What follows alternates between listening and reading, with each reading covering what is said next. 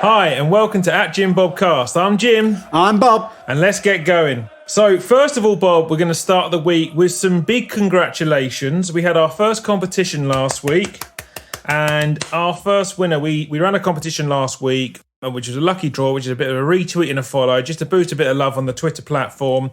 And Sir_Ekau, I believe, EKAU, was our randomly picked winner out of 334 people. So we've DM'd you, we've tweeted you. Be sure to get a message over to us so we can get a shirt and a name and a number put on the back for you. So without no longer ado, Robert, Leicester 1, Arsenal 0. That was a complete and utter crock of shit. That was fucking bad. Yeah, really didn't like that at all. It was awful. It was bad. I was livid. I called you on the phone last night. I had like an hour and 20 minutes of your ear. You got 5 minutes. Yeah, I did. I did. And an hour and 20 minutes later, I was still raging. I was talking to my friend in Australia. I was sending him voice notes. It was 8:46 in the morning. He just opened up his laptop and had some bad news at work, watched Arsenal and had me going berserk down the phone at him. I was fuming last night. I've calmed down a lot today, but I'm still coming off a long run for this one, I think. Yeah, everything about it I was like so uplifted for. Like the results had gone in our way over the weekend. A couple of big teams had dropped points. Leicester had Vardy on the bench, Soyuncu out. They were weaker, and no Ndidi. And the team I saw him put together was... I would have liked to have seen Pepe start. I wanted to see Cedric at right back. I'd said this to you. I come under a bit of scrutiny on our Twitter account for this. But I wanted to see Bellerin just warm the bench up for a game. And then the team come out and he's playing Aubameyang on the right side, and it infuriated me. Yeah, he is just misusing Aubameyang fully. You know, he is trying to incorporate inferior players into our front three by moving Aubameyang to accommodate them. He is your talisman. He is your star player. He is the big bucks centre forward that we've just signed up for a new contract. He's got to Your captain. Your captain. He's got to be playing in his best position because that's where he's best. And I bring that back to the captain point. Largely over the last, I'd say 20 years, because Wenger was infamous for it, your best player was your captain. You know, for a while before Henry really settled, it was Adams. You know, he was Mr. Arsenal. Then Henry was captain for a long period. Fabregas was by far Arsenal's best player. Vieira. Van Persie. And now Aubameyang. And I don't know what captain credentials he has. I actually quite like him. He seems like a stalwart professional. But he's by far our best player that's available currently. And he's just having to jot around the front three. And he just looked completely lost. And I know everything falls on the love and support that Bukayo Saka is getting at the moment. And what a talent he looks like. I mean, really... He's a brilliant little player. Phenomenal. You know, again, he shone again yesterday. Yeah. His rise to fame at Arsenal has come from playing 4-5 positions. You know, he's been used at left back, left wing back, central midfield, cam, left wing, right wing. So he is having to... The veritable Swiss Army knife. Yes, absolutely. He is. But I would have liked to have seen Aubameyang in the 9. I would have liked to have seen Pepe play again. He was great in the league against Sheffield United. He had a bit of a spark about him, I thought, in the Vienna game. Like, he wants to get at players. We knew that Rodgers was going to do the shithousery. We just knew it was going to come. You predicted it. I mean, you called it to a fucking T. I called it, and I said, we're going to get mugged off here. It's awful. You know, Arteta he suggested in his post-match that we controlled the game. No, we didn't. We didn't control the game. You know, we looked like we were controlling that first half. I think we were controlled. I think Leicester controlled us. Leicester knew it was Foreman, Muhammad Ali, the Thriller and Manila, Roper Dope. They knew exactly what they had to do. Let them play. We'll play deep.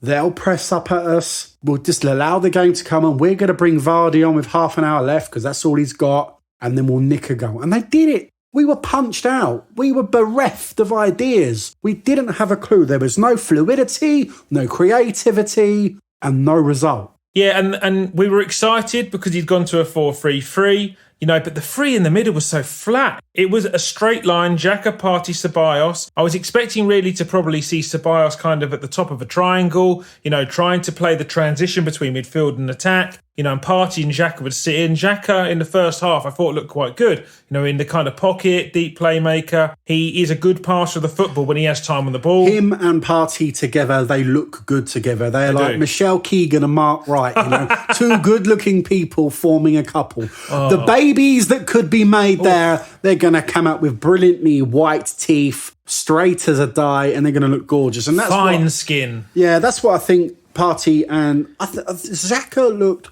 much better on the ball. He almost looked like he had a weight off his shoulders, that he had someone behind him that was going to do a lot of the work. I think if you go back to... I'm not comparing these players because they're not really comparable. But when Gilberto played alongside Vieira's prowess in moving forward and how he glided around the pitch... But a bit more petite, really. Left-footed, deep-lying playmaker, looking at the game ahead of him, free-flowing. And Xhaka has that ability. Xhaka played that killer pass along the carpet, which unlocked Saka in the first half. And that is what he's got in his game. But the game came on and Leicester started to take control. And when that disallowed goal, which we'll get to in a second because it needs time, but when that disallowed goal, was disallowed, and Lacazette didn't take that chance from 5 yards. The longer the clock ticked, the more nervous we got, the more anxious we got, the more closer it was to Vardy time. They changed their formation. They changed how they were playing. They had the players that were going to start running in behind us. We had Luiz and Gabriel that were pressing high up. And if you look at some of the highlights... And you look at the way we played, we were pressing right up at Leicester. Our back four were virtually halfway line and above. I thought the first half an hour we looked really solid. We had a really good shape. We were playing with discipline. And we were creating chances, albeit we weren't testing Schmeichel. But we just we started to look lethargic really quick. And we lost all of our fizz. Yeah, the va-va-voom was suitably taken. And it just started playing into Leicester's hands. And if that was Rodgers' game plan and he's played it down to a T, then hats off. It was managerial excellence, like it was Colossus. His tactics were great. And, get us to 60 minutes and then bring on Thrush. Yes. Now, that Thrush is going to score against us every time he plays. It's his 11th goal against Arsenal. Yeah, only Rooney has done that more. And do you know what really annoys me? The fact we've got a stat like that. Yeah. Who has a stat like that? Oh, he always scores against Arsenal. Drogba has it against Arsenal. Yeah, The goal was poor. I mean, let's start at the top of the game. We're happy with the team sheet. We're happy with the 4-3-3. We're unhappy with the place that the players are having as a start position. I don't want to see Aubameyang right. I want him to just swap to the left. And when he subsequently does, he creates our best chance of the game. He's been ruined. It's baffling. So 5-6 minutes in, I've now watched a lot of technical review and a lot of pundits comment on this goal, a lot of ex-professionals and analysis. And I watched a really interesting piece earlier with Shearer and Wright, and I thought it was going to be Wrighty who was going to lose his can, to be fair, but Shearer was going berserk at the VAR. And they had Dermot Gallagher in the booth as well. And Shearer was beating him with a stick to say, Dermot, call this. And Dermot said, look, I can't side with the decision that the referee and his assistant have made here. And the analysis was, to bottom line it, was that the assistant and the referee have made a decision that they have not actually consulted with VAR because they are content between the two of them that Xhaka has interfered with Schmeichel from an offside position at the point the ball leaves Lacazette's head. But one of them has the opinion, as from the assistant's view, that Xhaka is directly in front of Schmeichel. Referee then confirms no, he's not. He's 2 yards to the left of him. And they don't come together to think, hang on a second, there's a margin here between my opinion and your opinion. Let's consult VAR or go to the screen. That is exactly what VAR has been brought in to do. Absolutely. It is to remove the absolute stinkers from the game. It's complete fuckery. To give clarity to decision after decision. We have been done out of a goal there. No questions about it. Every single pundit on television, whether it's Leon Osman and Tim Cahill on Match of the Day 2 last night, whether it's Wrighty and Shearer, you can go through your pundits and they will give you the same process of elimination. That is a goal that should have stood. It's bollocks. It's complete, absolute bollocks. And it's only really the team performance that's gone on beyond that that's kind of moved me away, because Lacazette should score thereafter and Arsenal should continue creating. You know, I jokingly mentioned Foreman Ali with rope-a-dope. You know, in that fight, if Foreman knocks Ali down and knocks him out, then he don't get to the 12th round and win him, beat him. So if we get a goal that we rightly should have been awarded, and we 1-0 up, it changes the match, and that's wrong. You know, it means that maybe the next point we talk about, Lacazette missing another sitter. I mean, they're not all...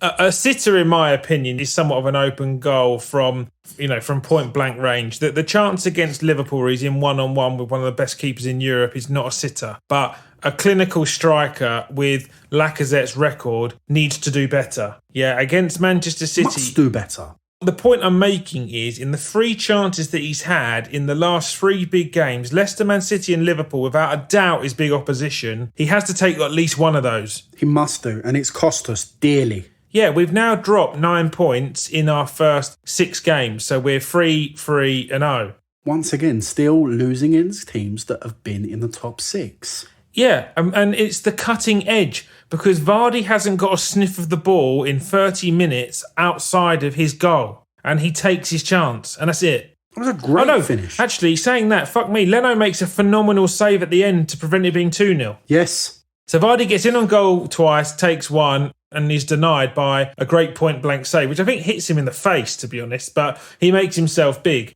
But he has to do better, and it just infuriates me, you know, the same way that we're not creating chances, and we'll get to this very soon. Our number 9 is getting into positions and getting behind chances where you continually hear yourself say, oh, if Aubameyang was in that position, he would score. I think Lacazette isn't good enough at the moment. He needs time away from the team. I'm actually going to say that if you go back to the last transfer window, I think we made a mistake by not really trying to offload him.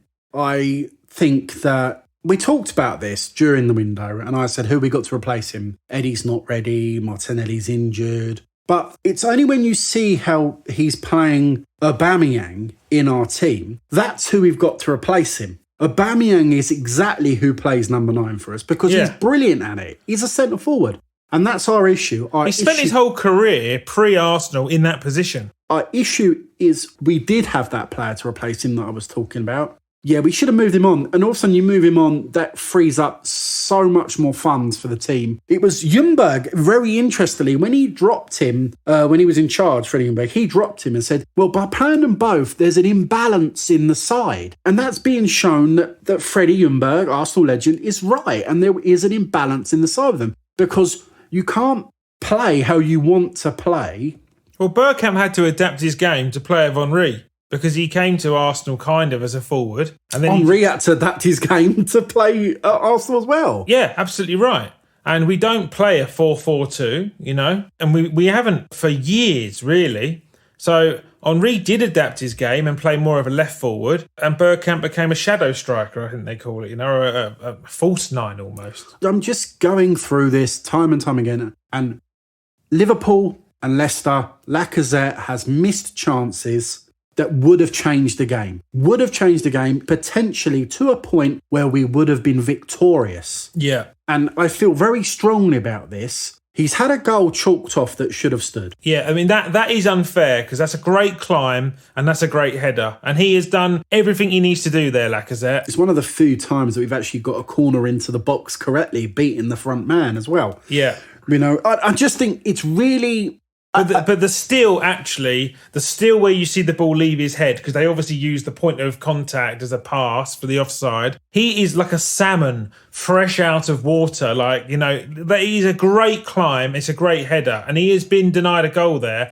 Whilst we are criticising him, the fine lines in football are such a sore thing, because that would be his 4th goal in 6 games and we're cutting him up. But he should have scored more. No, I agree. I totally agree. And he did come to Arsenal a 25, 30 goal a season player. And he has changed his game up and started doing... He does a lot of dirty work, Lacazette. He works hard, but yeah... I'm starting to get annoyed with it now, because this is not against Alexander Lacazette. He's a great centre forward. Yeah. However, he is taking the place. He shouldn't be playing in the number 9 position. I think there is. I think we have one of the top 5 number 9s in Europe at our hands. You know, you think Kane, you think Lewandowski, you think Luis Suarez, and then I don't really know where you can go without going to Aubameyang. Aubameyang is a fine player, and he's being consistently misused in a match. My biggest thing that's fucked me off to high heaven about Aubameyang that I said to you last night in my 80-minute rant that should have lasted 5 minutes was Aubameyang hasn't had a clear-cut chance created for him in the Premier League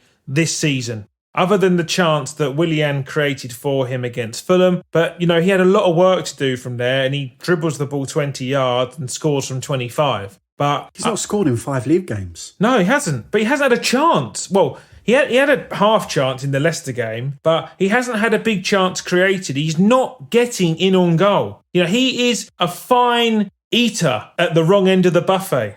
Yeah, that's it. You know, Arteta is continuously changing the front three as well. This tinkering that he's doing with that front three is costing us. I actually hold issue with Arteta. I've said this to you a couple of times now. What is Arteta's best 11? I don't think he knows. Doesn't know it at all, does he? I mean, Emery did the same thing as well. Emery kept on changing the team. And you don't get the rhythm in the side. And if you don't get the rhythm in the side, they don't know how to play each But it was one thing that fans actually used to smoke Wenger about, because he would play players consistently for long periods of time. You know, playing sport myself, not to the level of this, but to your own levels, you find a rhythm, like over a course of time, just minutes within a position allow you just to get better. It's like learning a piece of music or reciting a song, you know. It's practice, practice, practice, repetition, repetition, repetition. And Wenger wouldn't change that. If he thought that a player would work, and he kind of used the Moneyball program because he was such an economist, he would say that I will win more games with this person in this position than that person. And he would run with it. And it's my biggest critique of Arteta. He is tinkering so much. And it's the only thing really, in my opinion, that's showing how raw he is, because this is his first job as a manager. He picks the team. He is accountable for the team being picked. He's made some really strange tactical playing decisions here. Obviously, he tinkers with the front three all the time. Yeah. Aubameyang right, Xhaka here, Willian as the false 9. Willian as the false 9 was ridiculous. And then you've got players like Pepe not getting a look in at all. Even when he played some games earlier on in the season where he's picked El Nene ahead of Xhaka and Ceballos. Why has he done that? You know, Ceballos playing in the League Cup version of events against Liverpool over El Neni, who played in the league game against Liverpool, were like chalk and cheese in retrospect of how they done. And Ceballos actually coming on in the second half of the Liverpool game inspired us, you know, because we didn't have the technical ability to actually get out of our own half, and it became a bit of a drill exercise for Liverpool in that game. I don't understand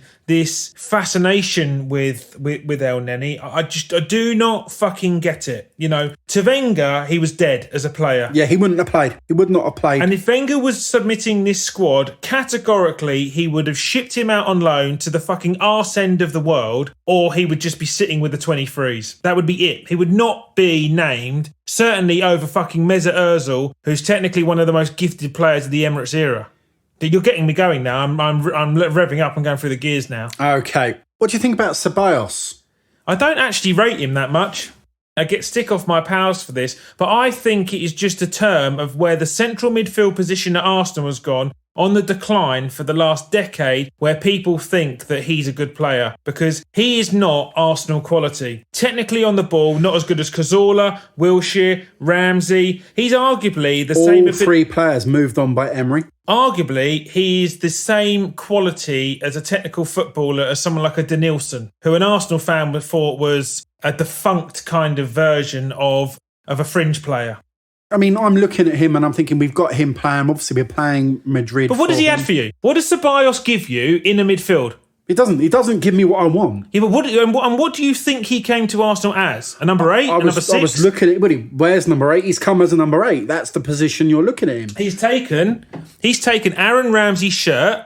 Arguably was to fill Aaron Ramsey's boots. Mm-hmm. Zinedine Zidane's been happy to ship him out now for 2 seasons. And because in the They didn't even turn over, really. Didn't even put up a fight to let us loan him again this season. No. I mean, it was us or Celta Vigo or something. Where the fuck are they? No disrespect to Celta Vigo fans if you're listening. I think not signing Uwa and having Ceballos in a team. But I said to you, you get champagne from France and Carver from Spain. Come on.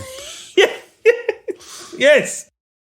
It's not good. I don't actually think that Ceballos adds anything to what we need. He's not a better passer of the ball than Xhaka. He travels with the ball out of defence fairly well. I always have concerns about the fact that he has more touches than he needs on the football. He always goes that one bit too far. I don't think he travels into the opposing half with penetration like Wilshere did in the height of his Arsenal career. And he hasn't got goals in him. He scored one good goal against Sheffield United in the FA Cup. But other than that, he doesn't look like scoring. And the only thing that really changes about it, the only thing really fluid about him is his hairstyle. Do you think that... He's just a good... he's just a good team player. There's nothing special about him. And he is the person that is being picked to be one of the three in the midfield who is supposed to link transition between defence, midfield and attack. And he was absolutely unmissable, I thought, in the game against Leicester. I just cannot remember anything that he did. So we've obviously looked at him to be a creative spark in our midfield. He's an overseas player. Yeah. We've just talked about El Nene being in our midfield, and he is also an overseas player. Yeah. Both of them named in our 25-man Premier League squad. But you're always going to name Ceballos because you've paid £4 million to have him there for a year. He was one of the brighter lights in the closing part of last season when... I thought Arteta handled him with aplomb, He was like, he came into the role and he's like, I don't think you're much. I'm going to coach you to be better. Albeit, I think Zidane must be rubbing his hands together because I'm a very technically gifted man managing coach because I learned all those traits as an assistant at Manchester City. And I'm probably going to hand you back to Real Madrid, 10 or 15 million pound worth more than what you came here. And then he gets him back. But where he got exposed in some parts of last season, teams have had 50 games to work him out now. Yeah. But you go on about creative. I know where you're going to go with this. So you've got Ceballos as an overseas player, but he has to get picked. El Neni is an overseas player, right? Talk to me. Are we ready? Yeah. So there we go. We lacked creativity so much, and not having Ozil in the squad for, in inverted commas, footballing reasons is a monstrosity. I'm going to say this now. Ozil plays in our 25-man squad. We beat Manchester City and we beat Leicester. I don't know. I'm saying it. Okay. Because I think that's true of us. Yeah. We are playing... Aubameyang is there. He's wanting to play up front. And we have somebody that can unlock defences. He is creative. We've brought in someone like Thomas Partey who will do the dirty work, the running around, the sweating. He is the player that Ozil's probably prayed Arsenal signed for years, to be fair. He played with Khedira for Germany. And at Real Madrid. Yeah, they came together, this workman-like relationship. Yeah. Khedira did all the, Khedira peeled the potatoes and Ozil turned them into the finest roast potato. Crispy on the outside, fluffy in the middle. That's exactly it. Didn't Aunt Bessie's with them two at the table, but that was it. And I think we've done that. And to admit him from our squad is absolutely preposterous. No, but it's not the way in which it's been done. It's the aftermath of the footballing reasons in abbreviated commas and Arteta taking full responsibility. It's completely fucking shambolic. I mean, that's the thing. We didn't even know it was footballing reasons until Ozil came out and told us that he weren't allowed to play. Not allowed to play. Yeah, so the statement that he released obviously shows that there's some kind of agenda. His gobshite agent is not making it any better for Ozil. But once you submit a squad, right, you can't... I don't know. I don't know what the Premier League's view on is it. Are you allowed to make a special amendment because someone does a cruciate? No, you're not. Yeah, exactly. Because you name a squad where you think you've got sufficient cover in areas, right? And that would incentivise the Premier League to boost youth football by saying, well, if you've lost an overseas player to an injury, bring through one of the young scholars. So, yeah, I'm with you. So I'm steaming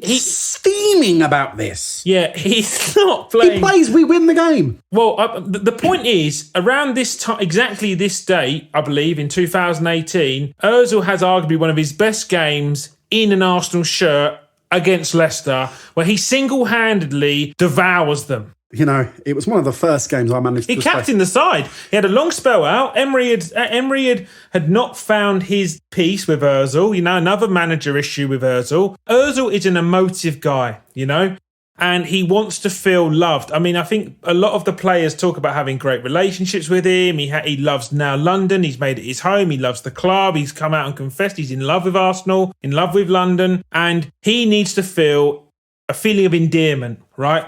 And in that game against Leicester, we beat them 3-1. He fucking rocked the show. I mean, he was involved in everything. Brilliant. The one-touch football, you know, the setting up, the dummies. And one of the things that Ozil used to do for Arsenal, that his ability to walk away from the ball, creating space for others behind him, was phenomenal, but just not touching it. The master of getting in the pocket. I am, you know, football, yesterday's what game, are footballing reasons? What possible footballing reason? Well, there isn't one. I categorically, and I know we don't want to go into politics, but I think we're going to have to. I categorically cannot come to terms, because the way teams now know to play against us is that we will play quite a high line, we'll press high from the front. Arteta will try and compress the pitch into small areas, right? And he wants to kind of use a bit of tick-attack, a bit of gegenpress, right? But yesterday's game, the way that Rodgers set Leicester up, with all 10 of his own players in his own half, they want to kind of go bang, bang, bang, bang, bang on a counter if they get a look in.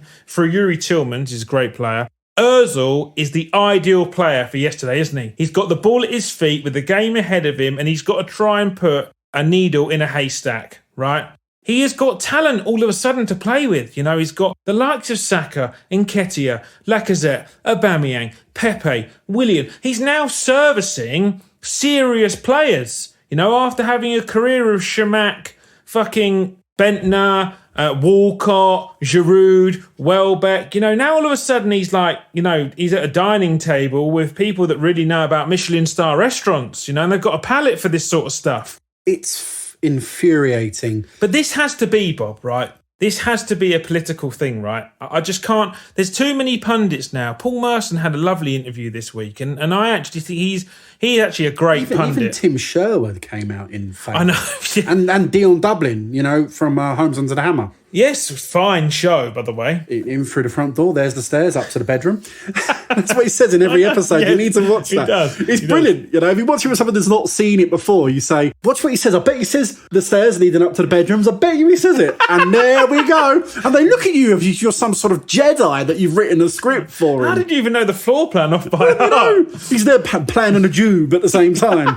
But no. So they, as you rightly said, that was Soccer Saturday with Jeff at the helm. Yes, and they were saying, you know, there is no other player with the technical ability of creating goals in the Arsenal squad who is rightly at the same level as this guy. All three of them class him as our best player. Yes, bizarre that as well, to be fair, because that's some statement. And like you said, they've signed Partey, they've signed the player now who will usher a Xhaka next to them and assure solidarity in the midfield. You've got a real find at centre half in Gabriel. So you're developing a spine. But you've got a real problem, again, as I said to you, about fucking defence is good. Midfield is there from a defensive mindset. And then you've got a forward line and nothing's connecting it. You've just got two negative batteries. It's just like there's no charge. And this footballing reasons is bullshit. So I hold two issues here. One from a political aspect and also one from another soft belly ownership aspect. They've promoted Arteta into a managerial position knowing a couple of things were coming out. Because one, they've not gone heavy enough in the transfer market and fans were going to say time and time again, we've missed our opportunity. We've always been one or two players short. We've not seen key investments when we should have gone for it. Like missing out on a while. I told you that would fuck us, right? And yeah, you are right. I reckon it has fucked us. And the reason it's fucked us is because we've not put Ozil in the squad. Yeah, and the second point is, right, is that they've promoted Arteta to manager and they've just put him in the Wenger guys now. Now you're manager, you're responsible for fucking everything and you protect the Americans. it fucks me. It's like some weird kind of sorcery that means that Kroenke and the gang just don't get beaten up for anything. Everything's the players, the squad, the kind of lack of transfers. But that doesn't actually go up to the guy with the checkbook who's not putting 150 million quid into this squad. To suggest it's footballing reasons, and I will come back to this because that's what they're... You know, right, I watched the same clip on Soccer Saturday as you. That's what he's training with the first team squad. So there's obviously no issues. He's obviously a good guy. He's obviously no trouble. You know, and I thought that was a really good piece that they said. They just went through it. All three of them have basically turned and said, this is hierarchy at the club. There's no way that Mikel Arteta, that when he first took over the club, gave Ozil a huge run in the side. Yeah. And he played some decent football. He was one of our leading chance creators at 2.6 chances a game. We're now not even getting anywhere near that creation a game. I think last season Pepe was about 1.9 and Pepe at 1.9, but he don't get a look in either. Yeah. So this thing now, right, you've got to go down to the kind of run of events. And I said to you earlier, fine lines in football. And I'm just going to say, firstly, what Marcus Rashford has done in football, well, not in football, but he's had a great start to his career. In society, is exemplary. And he deserves all of the plaudits that come with it. And fair play, Marcus Rashford. I know you won't be listening, but... He's obviously a key candidate for Sports Personality of the Year. Absolutely. And what he is doing in dipping his hand into his own pocket, using his social platforms as a medium to speak out and help the children of this country that are suffering, I absolutely hold it in aplomb. But when athletes get involved in politics, it's a fine line. And Ozil's situation that was involved with the treatment, or so he believes, treatment of the Muslim religion in China has led to huge kickback. And he is a very passionate Muslim, from what I understand. You just need to go to Arsenal to watch the way he prays. And I think he follows all elements of the belief. And and he has come out with his comments in December 2019, and subsequently I think it's had some fallback. So some people that say that it's footballing reasons or it's not to do with politics, I think it's bollocks. I think you've got to remember a couple of facts here. China are one of the biggest contributors to Premier League TV rights. So there's a huge investment into the Premier League from China-based PLCs. It was immediately dropped from... the Chinese version of Pro Evolution Soccer. Yeah, who are a linked game with Arsenal, official sponsor. But I think they hold stock with a few of the Premier League clubs. But yes, but the Chinese version of the game, Ozil, was deleted from it. Commentators in China refused, when covering Arsenal games, refused to say his name. And I think they've come to review the TV rights in this country. I think they might have used some weight, and it's been lent on Arsenal. And I honestly think Ozil and his team, because Ozil's not... Freedom of speech is something that he's very righteous for. I think they'll go full fucking throttle and expose the whole thing. So what you're saying to me is someone somewhere has turned up at Arsenal's door and said that you can't play Ozil anymore because we're going to cut off the money. So, well, let's go through the motions on footballing reasons then, right? So we did some stats analysis earlier. Yes. Right, and I said to you, right, Mesut Ozil chance creation per minute at Arsenal, I bet it is in and around people that have been perceived in this division as legendary status. So, yeah, and it is. And let's give you some numbers. And how we got to those numbers is we looked at how many games a person played, how many minutes per game that person played, how many goals they scored, and how many assists they created. So it gives you a true reflection on what they do. Of goal contributions per minute. Yeah. And we looked at some players who minutes per goal contribution. Perfect. So I always get that muddled up. But we looked at some players, mainly from Arsenal, and also some people that had been, heralded as Premier League legends or of that ilk. And he's right in the mix, Bob, right?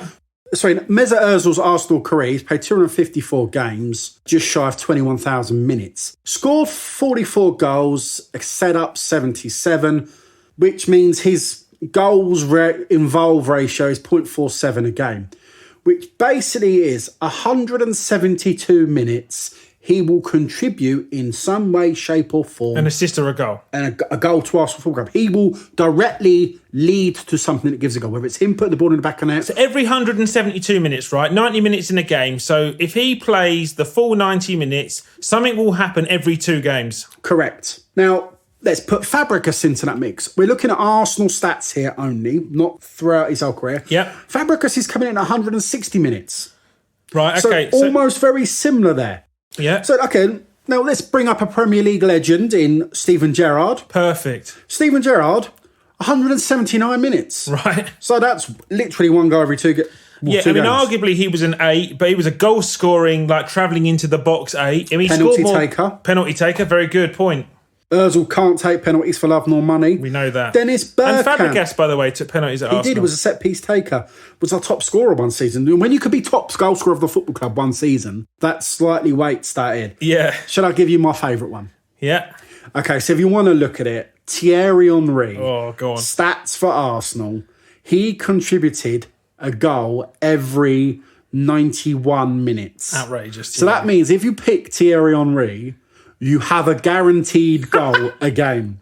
That's unreal. So who's on the team? Henry. We're 1-0 down. Doesn't matter. We're 1-0 down. Well, I said to you, look at Van Persie. I bet it's ridiculous. And you did. 99. Unreal from Sub Robin. 100. You know, we have gone through this and we've looked at Premier League legends. Bergkamp, though.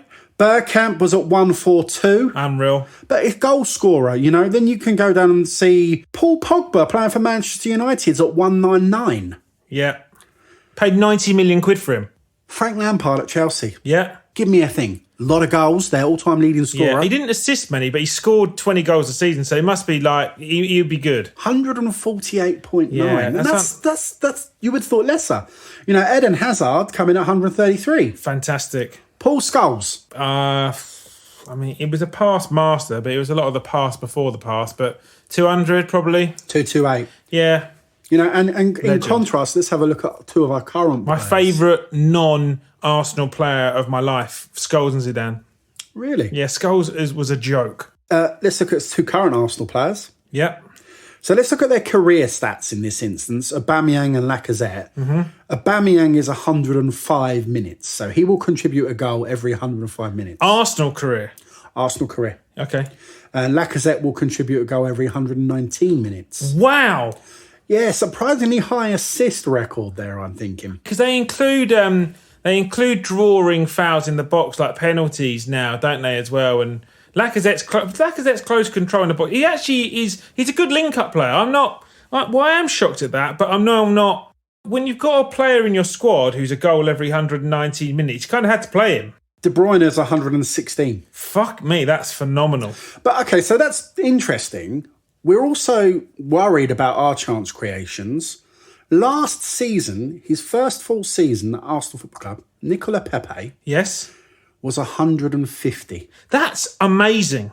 But can you imagine then, right, on that line, I think you said Lampard was 147. Yeah. And can you imagine a manager now, right, because the only thing that divides opinion is a high price tag, but can you imagine a manager now contemplating picking Frank Lampard? Yeah, he would be your first name on the team sheet. Lampard and Terry were guaranteed players at Chelsea their whole careers. And this is the point. Pepe's first season at Arsenal was not an embarrassment. Coming in, you said earlier, 8 goals, 10 assists, 18 contributions, right? He rarely started and finished games. So to have a contribution every 150 minutes, the guy needs a run in the team now. Yeah, he has to play. And that's going back to that front three, Arteta's tinkery. Yeah. He's not got the squad to tinker like the famous Ranieri did. But this is so I love Arteta. I loved him as a player. I loved his career, actually, as a footballer. Just a nice footballer to watch. And he often played so nicely in his Everton career and his Arsenal career about helping transition from back to front. And he is playing around with a side way too much where they're just not getting enough of a feel for their compatriots and their playing partners to just get into the fluidity of moving the ball back to front. And the game against Leicester, It's told me so much about Arteta being a little bit way off the mark. When Gabriel and Luiz were our two most creative players, we ended up getting the ball in the pocket and using our centre halves to hit diagonals to try and get in behind. Quarterbacks. Yeah, and I was like, what the fuck? This is Arsenal Football Club. This is not the football that we are used to playing. I mean, the football, I'm going to say this, arguably the football was better under Emery. It was not enjoyable to watch at all, this game. Now, I think that's it. You're Mikel Arteta right now. Yeah. What is going through your head knowing that you are paying a bloke nigh on 250, 350 if it's reported, £1,000 a week to do nothing? I mean, this is the point, right? You've not signed a WAR because we now understand or we believe that reported agent fees were the issue. Yeah, the brother wanted 7, 8, 9, 10 million quid, right? But you've not sold Folarin Balogun to Sheffield United, who offered 6.3 million quid. That would have had to have been all cash, really, because it's Premier League to Premier League club, right? So Balogun's now in the last year of his Arsenal career. Rumours starting to come around that he might sign a new deal at Arsenal, but he's getting nowhere near the first team. Well, I mean, going back to that Tim Sherwood point. But let me just... So 6.3 million, cash it in, pay the money straight to Lille for me, please, or Leon, sorry. Right, pay Aouar's brother, bring Aouar in. What I don't understand about is Arsenal are not a club that will be bereft of cash flow. So if this guy's fucking toxic and he is a problem with commercial sponsors, yeah, just fucking pay out his contract and just delete it. Just have this media bullshit and all of this kind of fan reaction after every game where our chance creation is fucked and just say, here is the remainder of your contract. It will be debited in your account at Friday at 5 o'clock, like wages off an hour, and just please pack your bags and fuck off. Yeah, and they're not doing that. And so they're just inviting shithousery from every angle. They're inviting, shouting, screaming Arsenal fans at them because there is an asset of brilliant quality. You know, like him or hate him, Mesut Ozil, he's a fine footballer. Mate, technically the most gifted player we have had in the Emirates era. I mean, he is right up there. And the stats you've just provided show it time and time again. Because the last 100 games he's probably played at Arsenal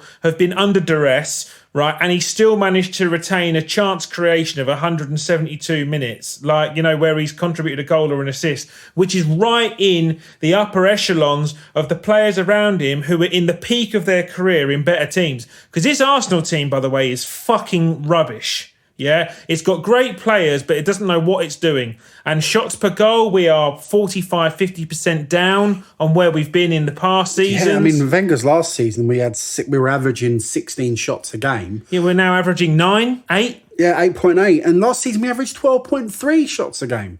So it's just declining. We're just becoming boring Arsenal again. But we can't keep fucking clean sheets and we can't win 1-0. Yeah, that's it. We're not creating chances to win 1-0. We're never going to score. We're never going to have team scores against us. We won't win. So how can you have the audacity to turn around and say, we are prepared to pay someone £18 million not to play for this football club while being completely inept creatively? You can't. Imagine if you're the 55 people that are made redundant and the reason for you being made redundant is, sorry, you work on the match day. We don't have fans here, so we don't need you. So people that were being paid not £18 million to do nothing. So all of a sudden, you get rid of those people that are doing nothing on their little wages. That really actually affects their livelihoods. And then you famously go in the mainstream media and the big wide world and say, you know what?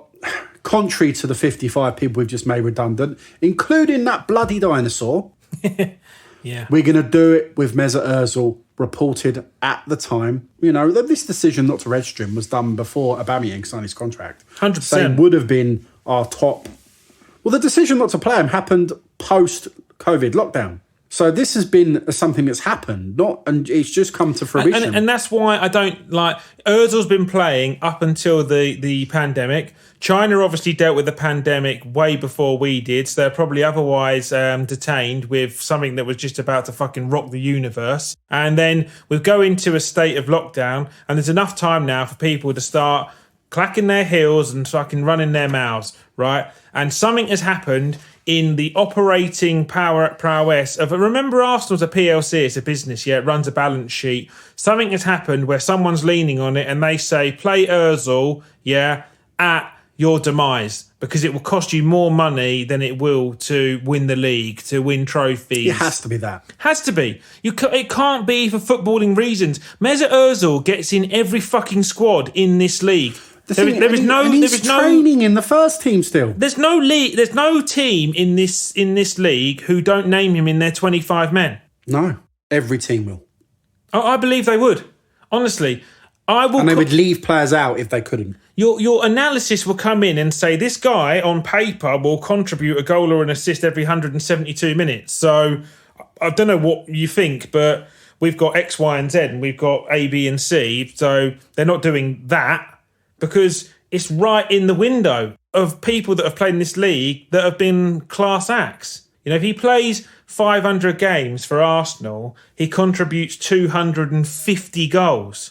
Like, I mean, that's kind of getting towards statue numbers. Well, in his 254 games for Arsenal, he's contributed 121. That's what I mean.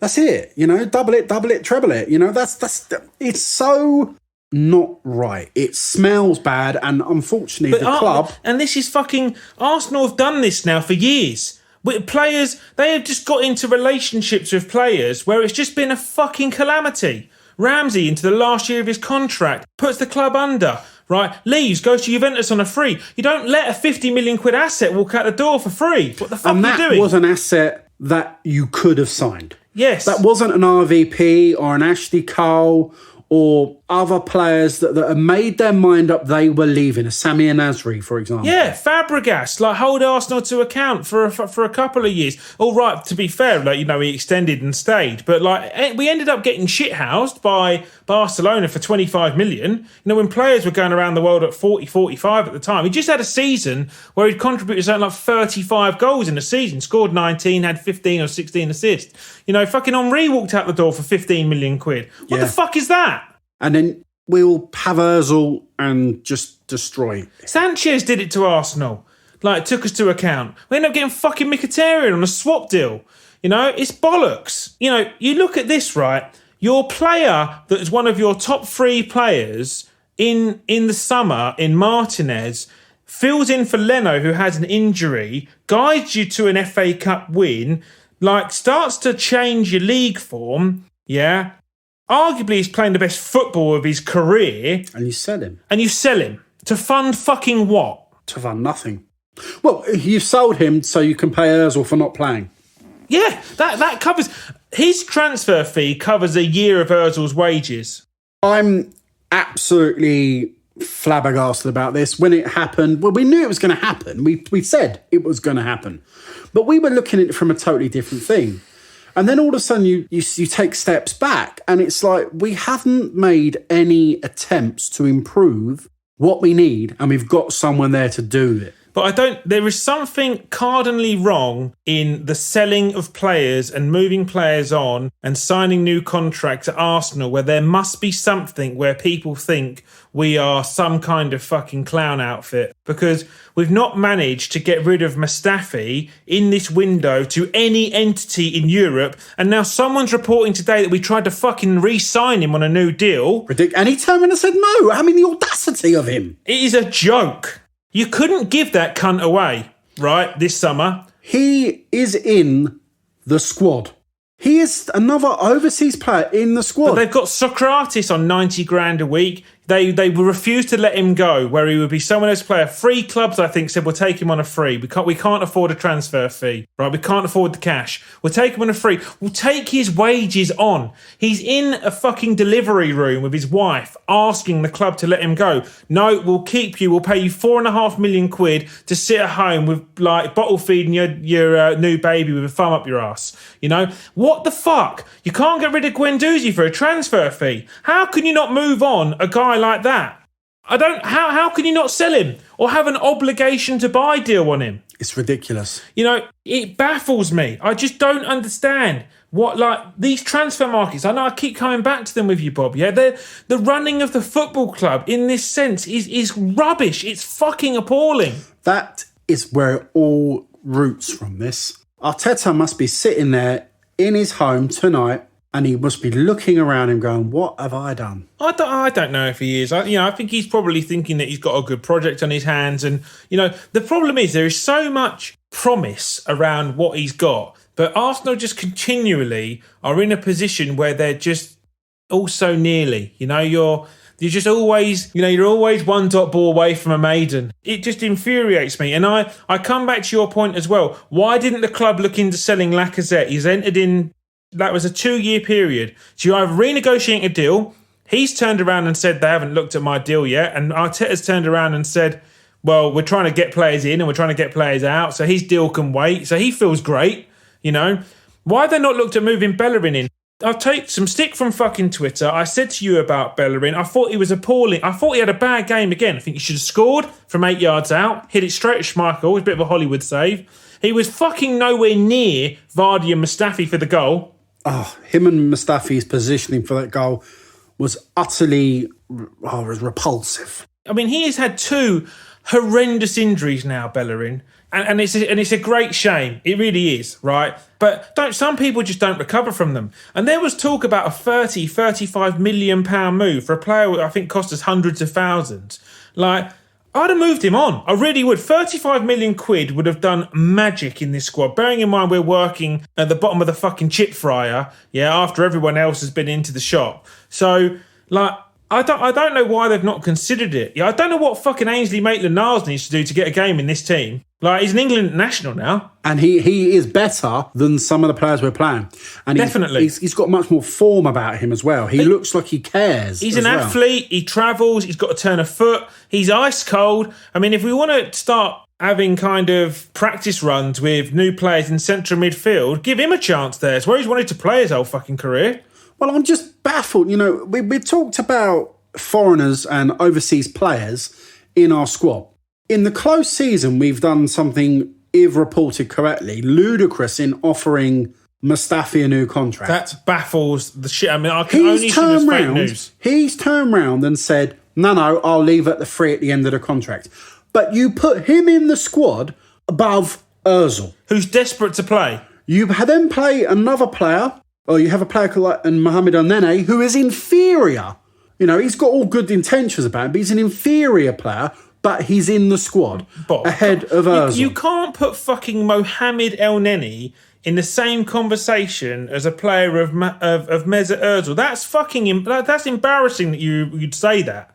He's not technically worthy of lacing the bloke's boots. Exactly, but he's in the squad. But I don't know why. I can't answer you. The squad's been picked. It baffles me. We had 7 centre-backs. You didn't need to name Mustafi in the team. We've got no creative midfielder. We actually don't have one. Unless he's going to ask Willian to start playing in the 10, which I didn't actually see him do too much at Chelsea. So I'm not sure if he's got credentials to play there, right? You haven't got one unless he's going to fucking promote Emile Smith-Rowe now. Try Saka in the 10 again and put someone out onto the wing. I don't know. But you have got now a 3-man midfield, which could be played as a triangle. And you have got the ideal candidate of someone who has played 500 career games in that position. And you've chosen to let him sit at home and commentate on Twitter during matches, which is just fucking embarrassing again for the club. Arsenal's Twitter admin is on £18 million a year. Yeah, exactly.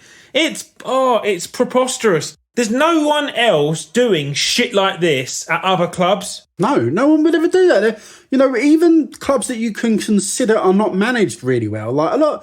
Ed Woodward's taken a lot of flack for what he's done at United, but they would never do this. Well, they sort of are doing it with Van der Beek. I don't even know why they're not playing. The guy can't get a fucking minute at United, but then second half against Chelsea, United were elite, and we move on to the United game now. I'm shitting my fucking briefs going to United away next week. We get smashed if we play like that. We'll absolutely get smashed. We've not beaten them at their place for 14 years. We've gone up there with far superior teams playing far more inadequate Man United teams when the rise of Rashford actually came.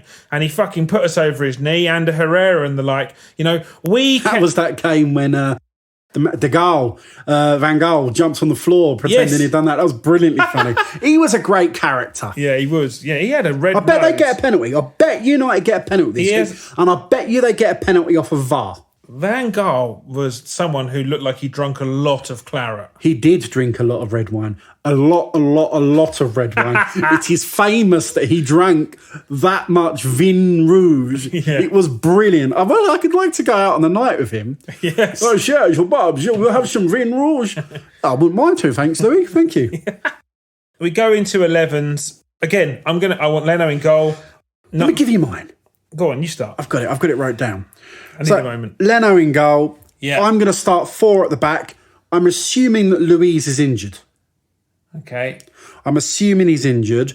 So I'm going to go Cedric, Saliba, Gabriel, Tierney. I'm dropping Bellerin and I'm playing Saliba. What we've seen is our other fit central defender in Mustafi be poor at the weekend. So give the other guy a chance. If he's poor, then you've not lost anything because Mustafi's poor.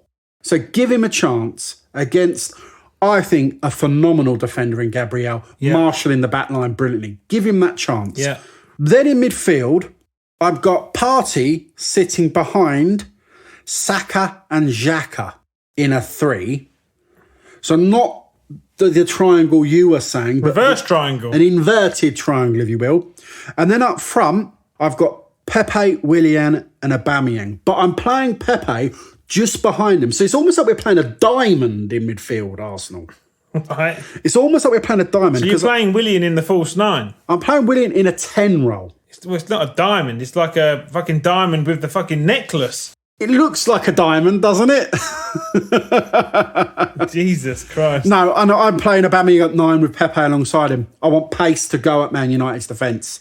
I think we've got a great chance. No width there at all. We get exposed down the flanks. But, I mean, I would pick Leno, Cedric. I like Saliba at centre-half. I'm going to let you have that. Saliba, Gabriel, Tierney. I think that picks himself, that left-hand side. I'm going to stick with Xhaka and Partey. I'm going to play Saka in the 10. Then I'm going to play Orba through the middle. Pepe right-hand side. Willian left-hand side. If he's fit. Yeah, or you got Reece Nelson that could possibly play. Yeah, he's probably starting to look like he deserves a shout. But he does at the moment. If we're not creating chances, may as well give him a try. Yeah. Like I said with Saliba, if the person you would pick normally isn't going to do the job, it's worth the risk. Yeah, I really hope actually Louise's was precautionary. But, Louise is 32, 33 now. At the moment, we've got a massive squad and we're probably going to ask Louise to play 55, 60 games. He just probably can't do it. He's not got that in him, I'm afraid. And so much goes through him. That's the problem. He's not only integral to the defending of the team, he's integral to the attacking of the team. Yeah.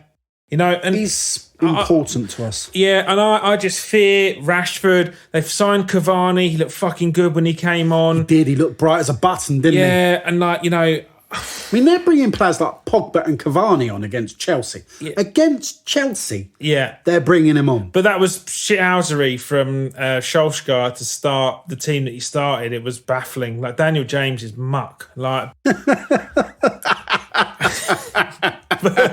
they've got players like Van der Beek who aren't getting minutes. And Donny Van der Beek. He's dating fucking Bergkamp's daughter. He was in the price bracket we wanted to spend on Aouar. I'd like to think Bergkamp could have stuck a finger up his agent and said, don't cut them up for 10 million.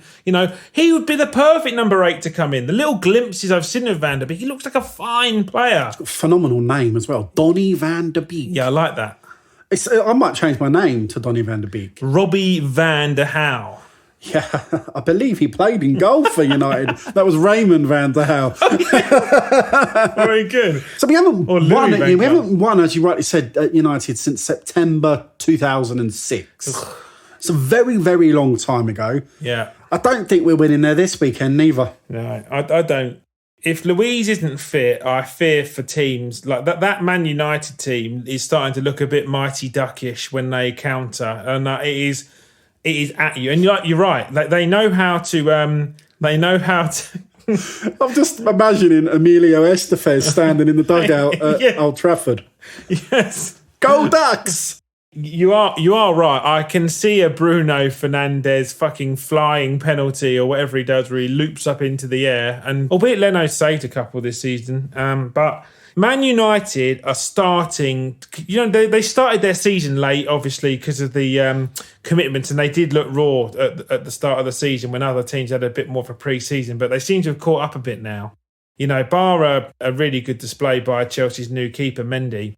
They win that game, and they probably rightfully, battered. They did. Battered them Chelsea second half. Chelsea should have got a pen. Yeah. They should have had that pen. Was there an argument for an Arsenal penalty? Was there not another high foot incident? There was also rumours of a handball. When Lacazette actually missed the sitter? Yes. They did actually take a little peek to see whether it touches Fuchs' hand. And I think it does. But they're just so baffled that Lacazette can't score from 3 yards. Yeah, they're like, they don't deserve a penalty. It's not a goal scoring opportunity because the bastards missed it. Yeah, I just think VAR, we're going to talk VAR every week, I suspect now, because it's not being used correctly. And that's a huge issue. And unfortunately, this season, we are on the wrong end of the stick. Yeah. And score prediction, Bob, for Man United game? 2-0 to Manchester United, I'm afraid. Yeah, I think we'll lose 2-1. You think you missed score?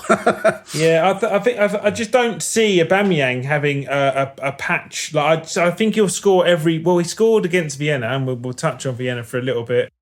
Yeah, I just think he will score in the league. I just can't imagine him misfiring again. Yeah, he's got to play through the middle. You must have seen Mike Bassett, England manager. Yes, of course. He's vilified for playing 4-4-2. Yeah. And he tries all these other formations and they say, no, you're rubbish. And in the end, he does his press conference where he says, holds up his packet of B&H where he's wrote down the team and said it 4-4-2 we'll be playing. Yeah. I just want Arteta to, because I think obviously the team selections are him making them. Yeah. I just want him to listen to the fans a little bit, listen to the pundits a little bit. I don't always say that's the right thing to do, but Aubameyang has to play through the middle. He has to get his run there at some point this season. And I think Pepe deserves a run. You said it to me earlier on. Sit him down at Colney this week. Say you're not playing against Dundalk. I'm going to give you a run of 10 games in the league. Win, lose or draw. You stay fit, not suspended. You'll play 10 games. Go do it. No pressure. Yeah, you'll get guaranteed 60 minutes. Your performance in the game will keep you on the pitch until the end of the game. Yep, go for it. And give me that consistency at that 150 number. If you provide that 150 number, you can't drop the guy. That 150 number is fucking super competitive.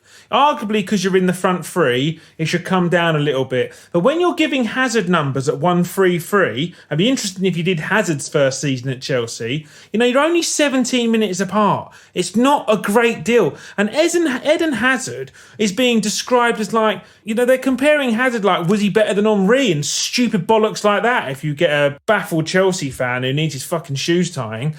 To say that Pepe's at 150, right, he's not in the wrong corridor. He's certainly down the right aisle. He's just looking for his seat. If Arteta does play a side that we think resembles, Tony Adams called two interesting things. Tony Adams is a great pundit. He's a guff manager. Yeah, he was director at football somewhere in Kazakhstan for a while. But most recent job, he was the president of the Rugby Football League. Rugby League, just the president. What do you know about rugby? I don't. I played for Arsenal. Why the fuck is he... Tony Adams is not from Eastern Europe. He's not French, neither. Yeah. Yeah. No, I don't know why I did that accent. I'm just trying it, But no, he said selling Martinez will cost Arsenal this season. That was a bad call. He also said that Bellerin is a weak right back. If you're playing 4 across the back, they do need to be able to go forward and attack, but you need a more orthodox right back. You need someone who... This is the point I made to you about Cedric, yeah? And because he's come from Southampton or something, people just think he's inferior. But, he is a more industrious right back. He's used to defending significantly more than Bellerin because Southampton would have 40% of the possession and he would have, and Bellerin's used to having a team with 60. And he's a dead ball specialist, Cedric. He took free kicks for them. Yeah. So, obviously the moving ball's a slightly different chalice, but you'd like to think that he's probably a pretty fucking good crosser of football. I would think he needs to I would give him a chance. I think United's a game to do it as well. What are you going to lose? I mean, obviously... We've lost 3 of our first 6 league games. Like, you're not in last chance saloon by any means, but you're like, if you're fucking used to changing things up and you keep tinkering in the front 3, right? Give Saliba and Cedric a run. For me, the way we're changing that front 3 is in cricket parlance to your batsman not scoring enough runs, so you change a bowler. There's key areas where Arsenal are not firing. Yeah. And we are just saying, oh, well, Aubameyang's not getting enough chances. Let's play him on the right. Because that's going to work. Let's play Willian as a false 9. That might get Aubameyang into the game better against Manchester City. And no, it didn't. And I think Arteta goes out and plays a proper side, set up in a proper way. He might go 3-4-3 again and go similar to how he has been playing, sort of how we played against Liverpool, how we played against Man City in the Cups and things like that. That could work. But I think Man United aren't stupid. They'll watch how we play and they'll just play the same as Leicester. Yeah, well, I think they'll play a bit more expansive. They will control the midfield. Like this is a massive game for Partey to see if he can break down the fluidity of the Manchester United kind of, because they have players that come off the wing. They play a lot of ticky-tacky football. They do move the ball around quite nicely. And if Partey gets the chance to break that up, he might just put someone in on the break. And all of a sudden, one of our front players might be able to play with a game ahead of him, which will be really interesting to see what we do. If you pick the right front players, they'll do that. They'll break that line. That's it. So, not completely forgetting about it, we did have Vienna this week. Yeah, so Vienna... We socially distanced, watched it together. We did. I mean, Leno, what was he playing at? He had a bad game. Yeah. Shush. But we're going for a bit of a patch. To move off the Martinez conversation, right, it would have been great to have had 2 keepers, but I understand that they made a decision and an offer came in for Emi. Then everyone has to get behind Leno. I'm not anti-Leno because... I just had a bad thing. We had 2 bad games because he was at fault for the Manchester City goal. You know how I feel about this parrying into fucking open play. When you look at Schmeichel, when he parried Bellerin's shot, that didn't go nowhere near on. No, it went fucking, outside of the N4 postcode. The Vienna game was frustrating again. We just, they were well set up. They were well oiled. They defended well. And teams that are well structured, Arsenal seem to fucking struggle against. But we did struggle to unlock the Austrians' defence. Yeah. And, and it was only really at the end where it wasn't a smash and grab, but we just managed to break them down. No, I thought Partey in his first full game was class. He looked like a Rolls Royce. It was beautiful. Yeah, I mean, he looked like a Rolls Royce that was doing a demo day at a Ford garage. It was like it was so below his level, and he needs to be rested this week. The Vienna game, it did what it needed to do. We won 2-1. It's probably the hardest game you'll get in the group. Dundalk and Molde, you think will be a little bit more of an easier proposition. Yeah, I mean, we'll beat Dundalk. I actually suggest... I know, but I really hope that I don't like the team that goes out against Dundalk, because I can only then hold a little candle that the players being rested are going to play against United.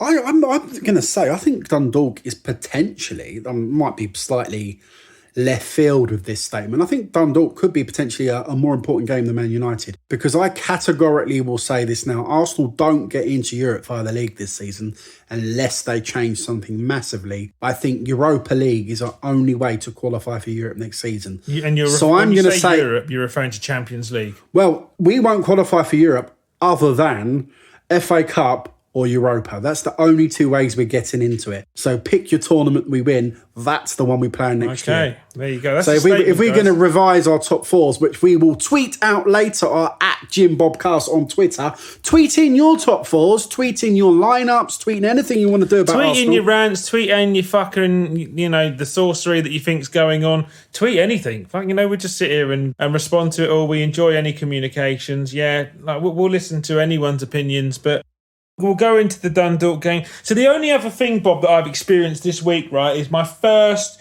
pay-per-view experience. Yes.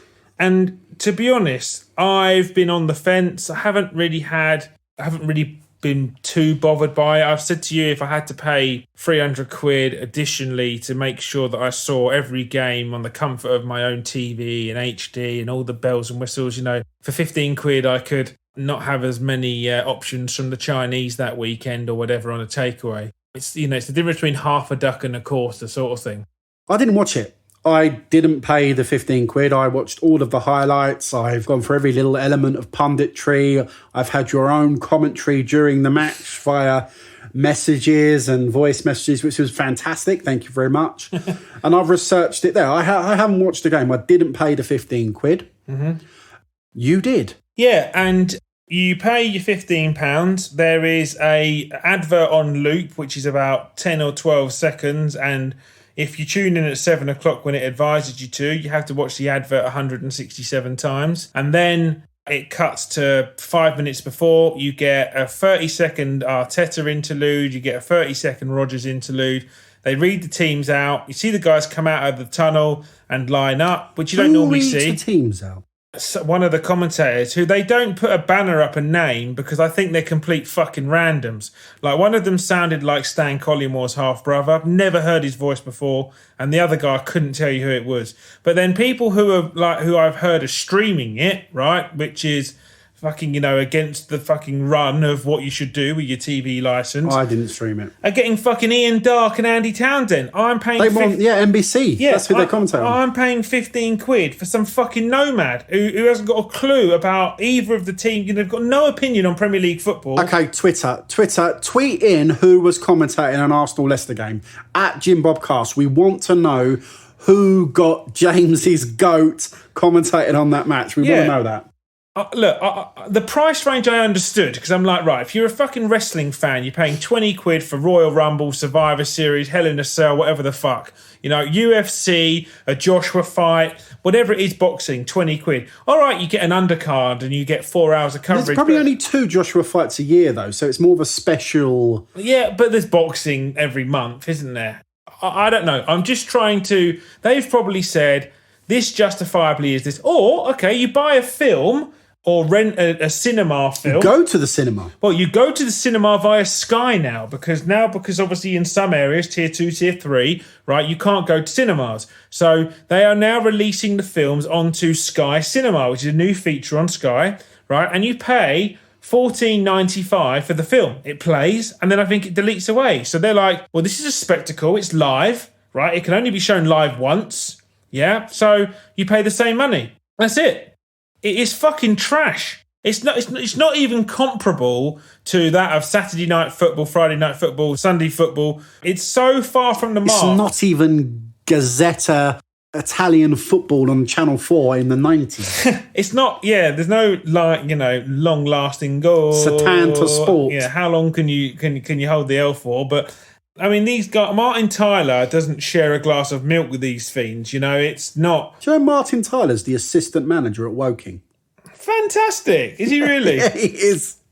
He's also not has he aged at all? I mean, I've heard him for 20. I mean, I have aged a lot in 25 years. There's only 2 men that I have never seen that have aged. One of them's Martin Tyler and the other one's Uncle Ben. Very good. So, yeah.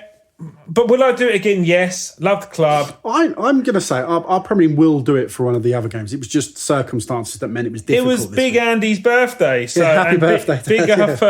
Big 70. But no, I think potentially the price points are 5 or too rich. I think at $9.95, there's none of this boycotting PPV. I think people are going to do it. I think it's great that people are investing in food banks, but then they're investing in food banks to probably then illegally stream the game, which is kind of like, so you're giving your money instead to a food bank, which is fantastic, to commit a criminal activity. It's kind of like a bit of it's like Robin Hood. It's Robin Hood. It's like Robin Hood. Take from the rich to give to the poor. But the money goes straight to the clubs, doesn't it? I don't know. Is that actually true? Because I'm not sure. Sky and BT do not profit from this. Which is probably why you're getting...